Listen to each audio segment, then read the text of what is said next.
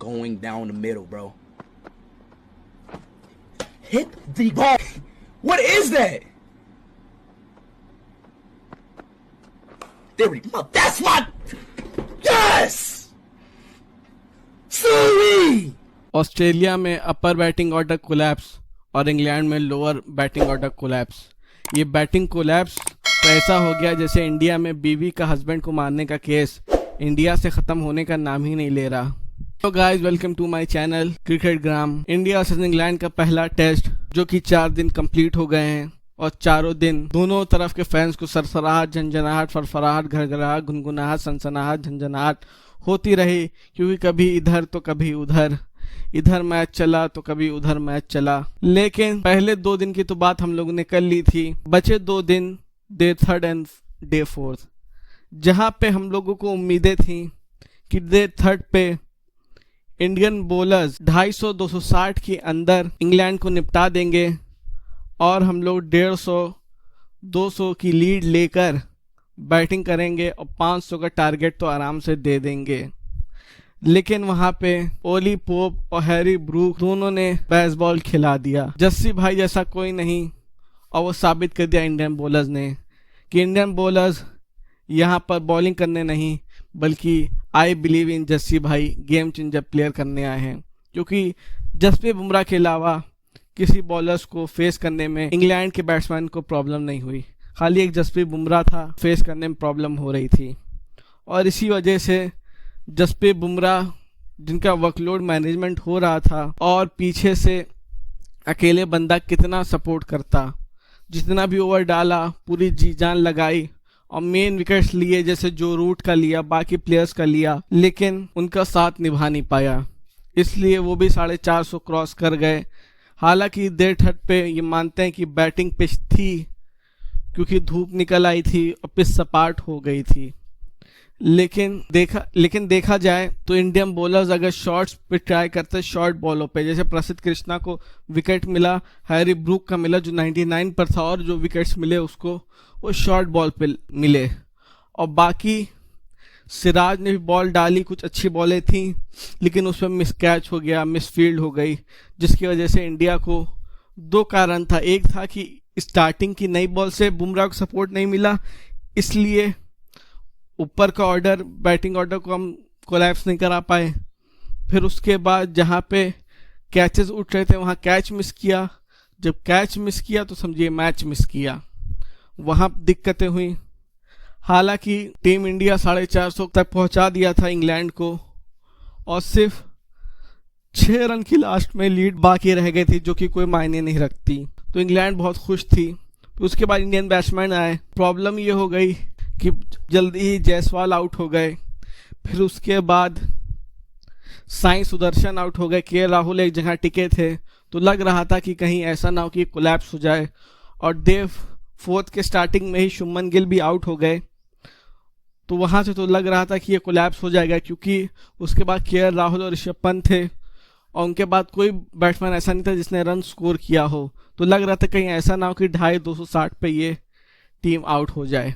लेकिन केएल राहुल, ऋषभ पंत की धुआंधार इनिंग्स, वहीं केएल राहुल की मैच्योर इनिंग, जहां केएल राहुल ने वक्त गुजारा ऋषभ पंत के साथ और ऋषभ पंत को कंट्रोल किया। जहां विकेट गिरा, पहले सेशन में ऋषभ को बहुत कंट्रोल किया उसने, हालांकि तब भी ऋषभ पंत ने मारा, लेकिन बहुत ज़्यादा रिस्की शॉट नहीं खेले, क्योंकि केएल राहुल ने कहा टिक जाओ, और जहां वो एक सेशन उन्होंने क्रॉस किया, अगले सेशन में दोनों ने स्कोर किया, और बहुत ज़बरदस्त पारी केएल राहुल और ऋषभ पंत की। ऋषभ पंत बन गए हैं पहले इंडियन बैट्समैन जिन्होंने इंग्लैंड में एक टेस्ट में 2 इनिंग्स में 2 सेंचुरी की हो। ऋषभ पंत रेड बॉल का बहुत बड़ा खिलाड़ी, उसकी बैटिंग स्किल शायद टेक्स्ट बुक क्रिकेट की तरह ना हो, उसकी बैटिंग का स्टाइल या उसका जिस तरह से टेस्ट क्रिकेट खेला जा रहा है, जिस तरह से greatest batsman of test cricket खेलते आ रहे हैं, Rahul Dravid, Brian Lara, Viv Richards, और पहले चले सुनील गावस्कर, सचिन तेंदुलकर, सौरव गांगुली, जितने भी किसी भी कंट्रीज के हैं जो टेस्ट क्रिकेट में बड़ा नाम कमाया है, उनका बैटिंग का स्टाइल या बैटिंग का स्किल इस तरह ना हो, लेकिन ऋषभ पंत ने बता दिया कि टेस्ट क्रिकेट का ऋषभ पंत एक नया वे ऑफ प्लेइंग टेस्ट, जैसे AB डिविलियर्स T20 में पीछे मार के, उल्टा मार के, दाएं मार के, उसने T20 क्रिकेट में एक नया कंसेप्ट लाया ऑफ प्लेइंग। और ODI क्रिकेट में कि इस तरह भी खेला, शॉटें निकाल के खेली जा सकती। पहले कुछ लोग खेलते थे, लेकिन जिस तरह AB डिविलियर्स कॉन्टिन्यूसली खेलते रहते हैं वहाँ पे एक चीज़ है। उसके बाद सूर्य कुमार यादव हो, बहुत सारे प्लेयर्स उन्हीं की तर्ज पे चलने लगे। वैसे ऋषभ पंत ने टेस्ट क्रिकेट में रिवोल्यूशन लाया है कि टेस्ट क्रिकेट इस तरह भी खेला जा सकता है। बेसबॉल कह सकते हैं कि इंग्लैंड बेसबॉल आई जिसमें तेजी से खेले, लेकिन वे ऑफ प्लेइंग शॉट्स जो कि स्वीप शॉट है, फिर उसके बाद उल्टा लेट के शॉट मारते हैं, फिर आगे बढ़ के शॉट मारते हैं, ये सब शॉटें कहा जाती थी T20 में रफ शॉटें होती हैं। लेकिन ऋषभ पंत वो शॉटें टेस्ट में खेलता है, और ये नहीं कि 15 में 40 या 20 में 35 करके आउट हो जाए, वो सेंचुरी स्कोर कर रहा है, बता रहा है कि इस तरह से भी खेला जा सकता है। फिर उसके बाद तो क्लासी राहुल थे, प्रॉपर टेक्स्ट बुक क्रिकेट, शानदार कवर ड्राइव, शानदार पुल, शानदार square drive, mid on mid of cuts, बहुत बेहतरीन KL राहुल की, जिस तरह उसको क्लासी राहुल कहा जाता है उसने साबित कर दिया कि वो सच में क्लासी राहुल है। और वो बन गए हैं most century by Indian in England. Opener KL Rahul ने जो centuries 5 centuries as a opener score कर दी। KL राहुल बहुत ज़्यादा तरीके से, और जहां मुश्किल थी पिछली कई टेस्ट इनिंग में KL राहुल 35-40 पे लग रहा था कि यहाँ अच्छे रिदम में है, लेकिन स्कोर बड़ा नहीं आ रहा था, लेकिन इसमें स्कोर भी बड़ा आ गया, सेंचुरी स्कोर कर दी। और जिस मौके पे की जहाँ पे जायसवाल पिछले इनिंग में जो सेंचुरी जिसने मारी, फिर उसके बाद साई सुदर्शन जल्दी आउट हो गए, शुभमन गिल जो पिछली पारी में सेंचुरी मारी वो भी आउट हो गए वहाँ पे, और उस बल्लेबाज के साथ बैटिंग करना ऋषभ पंत, कि KL राहुल को मालूम है कि उसका विकेट जब ऋषभ पंत सामने हो कि ऋषभ पंत कभी भी उल्टी बॉल मार के आउट हो सकता है, वो 99 पे भी आउट हो सकता है, वो कभी भी आउट हो सकता है।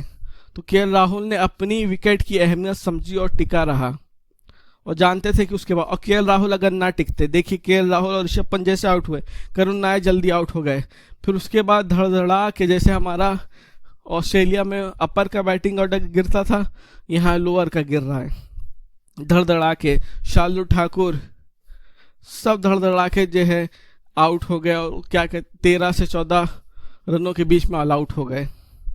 तो वहाँ KL राहुल और ऋषभ पंत ने अगर दोनों जल्दी आउट हो गए होते तो शायद हम 260-270 ही तक पहुँच पाते।